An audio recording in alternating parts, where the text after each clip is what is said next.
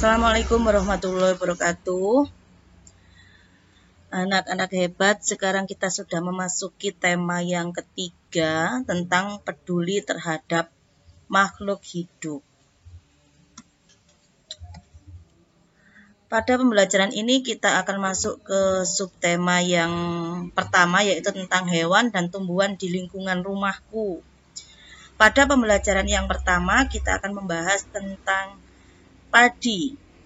Sebagian besar masyarakat Indonesia mengkonsumsi nasi sebagai makanan pokok. Nasi itu awalnya dari beras. Beras berasal dari padi. Sekarang kita akan membahas tentang padi. Tanaman padi merupakan salah satu tanaman pokok yang ditanam di Indonesia. Jadi padi ini merupakan tanaman yang berasal dari benua Asia dan Afrika. Padi adalah bahan makanan yang mengandung karbohidrat, jadi sangat berguna bagi manusia. Karbohidrat akan dicerna dalam tubuh untuk dijadikan sebagai energi. Itu adalah fungsi utama dari karbohidrat. Indonesia itu merupakan negara agraris. Apa yang dimaksud dengan agraris? Negara agraris adalah negara yang sebagian besar penduduknya bermata pencarian sebagai petani. Jadi banyak penduduk yang berprofesi sebagai tani. Indonesia itu punya 8 lumbung padi atau daerah penghasil beras yang terbesar, antara lain Jawa Barat, Jawa Tengah, Jawa Timur, Yogyakarta, Nusa Tenggara Barat, Sulawesi Selatan, Lampung, dan Sumatera Selatan. Itu adalah 8 lumbung padi Indonesia. Padi sendiri memiliki batang yang berbuku-buku atau berongga. Jadi tidak seperti batang pohon pada umumnya, tapi batangnya berongga. Dari batang yang berbuku-buku itu akan tumbuh daun. Kemudian yang terakhir akan memunculkan bunga dan akan menjadi padi. Salah satu ciri-ciri tanaman padi ini termasuk tanaman monokotil atau berkeping satu. Kita akan membahas pada pertemuan selanjutnya apa itu tanaman monokotil. Kemudian akarnya serabut, jadi efektif untuk penyerapan unsur hara atau dari pupuk, dari air. Tapi sangat rentan terhadap kekeringan. Jadi padi ini ditanam pada musim hujan. Lain dengan jagung. Jagung bisa ditanam pada musim kemarau. Untuk mendapatkan tanaman padi yang berkualitas, tentu diperlukan cara menanam padi yang baik dan benar. Berikut ini adalah langkah-langkah dalam menanam padi. Yang pertama, persiapan media tanam. Media tanam itu harus disiapkan 2 minggu sebelum penanaman. Jadi persiapannya dilakukan dengan mengolah tanah menjadi media tanam. Tanah harus dipastikan bebas dari gulma dan rumput liar. Gulma itu rumput liar yang panjang-panjang. Jadi jangan sampai ada rumput yang ada pada lahan yang akan ditanami padi tersebut. Kemudian jangan sampai airnya itu tidak ada. Jadi tanaman padi harus diberi nutrisi dan air, juga dihindarkan dari rumput-rumput liar. Jika sudah bebas dari tanaman liar, maka tanahnya dibasahi dengan air, lalu lakukan pembajakan. Ini adalah bajak tradisional dan ini adalah pembajakan secara modern. Jadi kalau pembajakan secara tradisional menggunakan tenaga hewan dan modern menggunakan tenaga mesin. Pembajakan ini dilakukan untuk mempersiapkan tanah dalam keadaan lunak dan gembur. Jadi cocok untuk penanaman. Kalau tanahnya itu tidak gembur atau padat, maka akan sulit untuk menanam padi.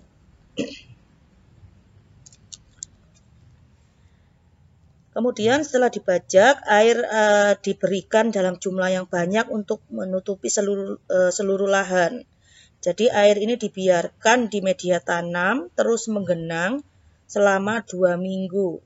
Ini akan menyebabkan media tanam menjadi lumpur dan racun akan dapat hilang karena netral ya. Yang kedua adalah pemilihan bibit.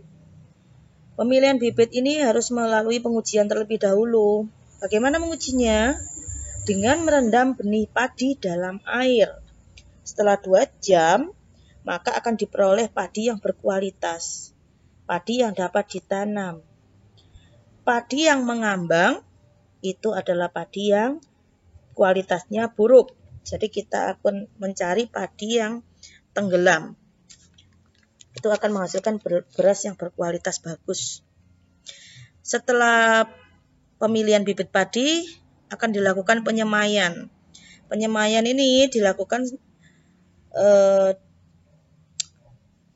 di wadah penyemaian terlebih dahulu. Jadi tidak langsung ditanam di sawah yang sudah dibajak, tapi disiapkan lahan untuk persemaian yang berair dan berlumpur seperti yang dibajak tadi. Diberikan pupuk urea agar padi berkualitas. Jadi jika di persemaian sudah siap, sebarkan benih yang telah berkecambah dengan merata. Benih yang telah dipilih tadi. Setelah benih disebarkan, maka akan tampak seperti gambar jika sudah besar. Yang keempat adalah penanaman. Penanaman dilakukan setelah benih pada penyemaian telah tumbuh daun sebanyak 3 hingga 4 helai. Jangka waktu dari penyemaian ke bibit siap tanam umumnya 1-2 minggu. Jika sudah siap tanam, pindahkan bibit dari lahan semai tadi ya ke lahan yang tanam yang sudah dibajak.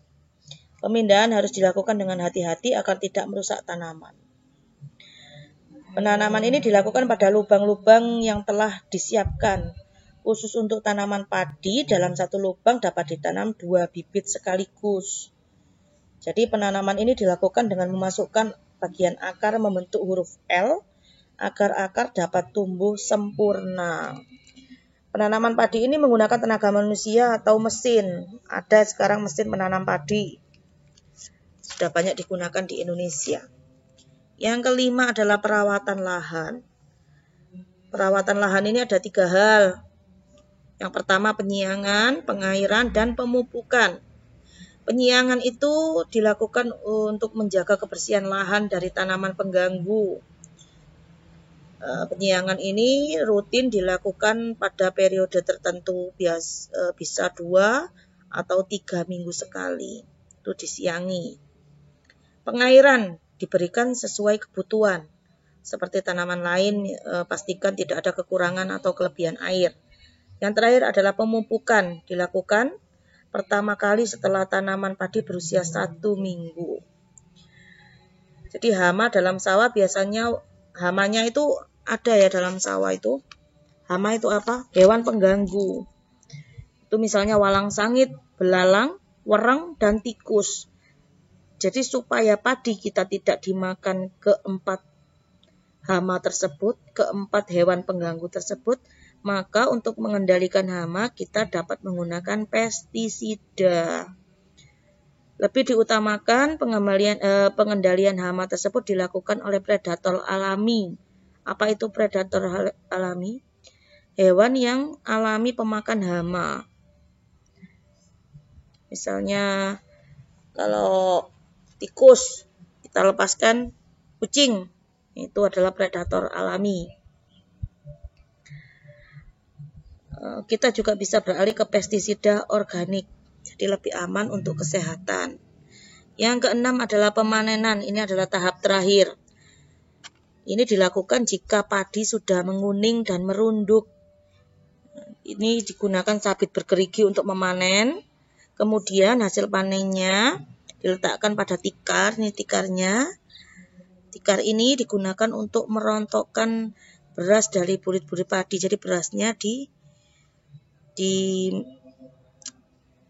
bahasa Jawanya digebyuk ya, digebyuk. Jadi rontok semua. Kemudian akan jatuh ke tikar. itu adalah padi. Jadi padi ini merupakan makanan pokok Indonesia yang mengandung karbohidrat. Aslinya makanan pokok Indonesia bukan hanya padi, tapi ada jagung dan singkong. Kemudian apa kalian tahu manfaat tanaman bagi kehidupan? Ini adalah beberapa manfaat tanaman bagi kehidupan di bumi. Yang pertama, tanaman itu bermanfaat sebagai bahan makanan pokok. Jadi sebagian besar makhluk hidup itu butuh tanaman sebagai makanan pokok mereka. Yang kedua, mampu menyerap karbon dioksida dan menghasilkan oksigen. Jika diingat-ingat pada pembelajaran sebelumnya, tanaman yang mampu menyerap karbon dioksida dan menghasilkan oksigen adalah tanaman hijau. Jadi oksigen ini berfungsi dan diperlukan bagi makhluk hidup lain untuk bernafas. Yang ketiga adalah menstabilkan suhu sekitar. Dengan oksigen, maka zat karbon monoksida, zat racunnya akan dinetralkan. Yang keempat adalah sebagai tempat tinggal atau sarang hewan liar. Ini terutama untuk tanaman yang berukuran besar. Misalnya pohon beringin sebagai tempat sarangnya hewan. Yang kelima, obat. Obat ini untuk mengobati penyakit, ini juga untuk tanaman tertentu, misalnya jahe untuk mengobati batuk. Yang keenam adalah bahan pembuatan papan, sandang, dan pangan manusia. Tanaman pembuatan papan ini, papan artinya rumah. Misalnya pohon jati, itu biasa buat rumah. Kemudian sandang, sandang itu artinya baju. Tanaman apa yang bisa buat baju? Tanaman kapas yang bisa untuk kapas, jadikan baju, jadikan benang, baru dipintal menjadi baju. Kemudian yang menjadi pangan adalah jagung, padi, singkong. Bisa untuk jadikan pangan, sagu juga bisa. Jadi tanaman ini, tanaman pokok ini bisa dimakan karena ditanam di lahan. Jadi ada lahan khusus. Alam Indonesia ada berbagai macam tanaman. Kondisi alam Indonesia juga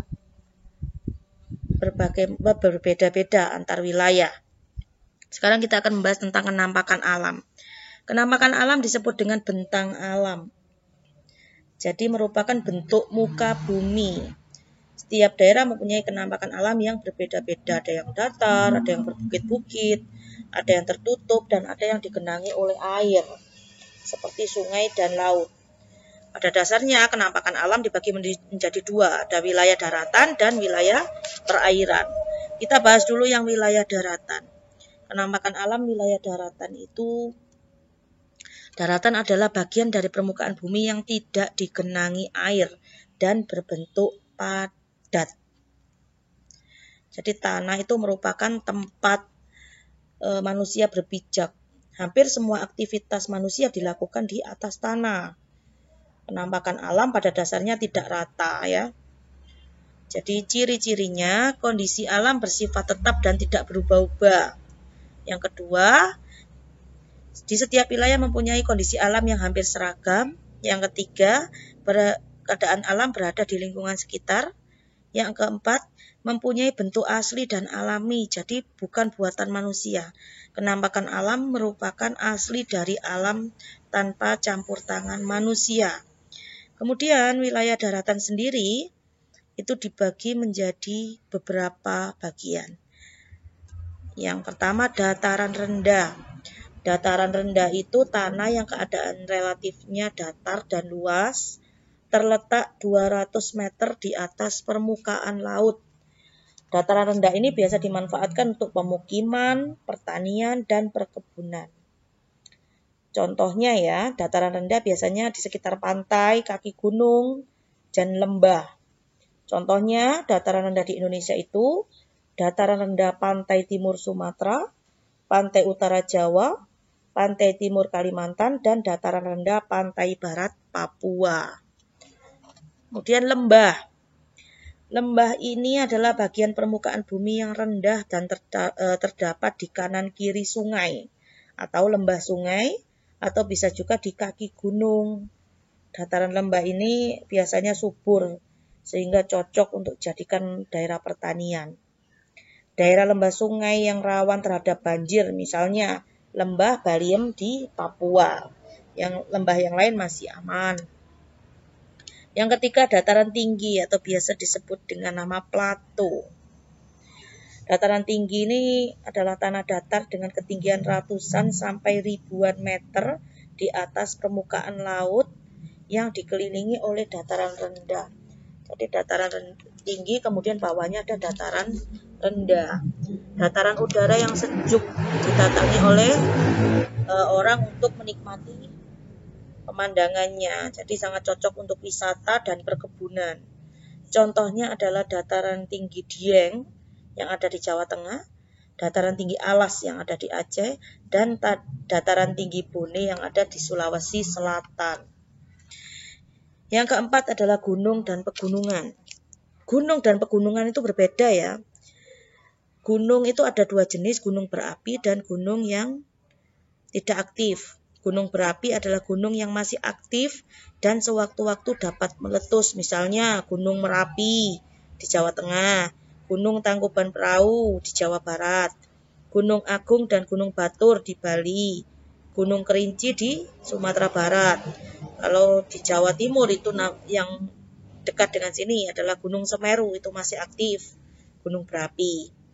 Kalau gunung yang tidak berapi atau tidak aktif dan tidak bisa meletus, itu contohnya Gunung Merbabu di Jawa Tengah, Gunung Wilis di Jawa Timur, dan Gunung Argopuro Argoputro di Jawa Timur.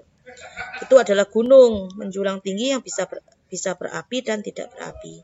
Kalau pegunungan itu adalah rangkaian dari beberapa gunung yang sambung menyambung antara yang satu dengan yang lainnya. Misalnya Pegunungan Bukit Barisan di Sumatera, Pegunungan Jayawijaya di Papua, Pegunungan Dieng di Jawa Tengah, Pegunungan Mengkoka di Sulawesi Selatan, dan Pegunungan Sewu di sepanjang pantai selatan Yogyakarta.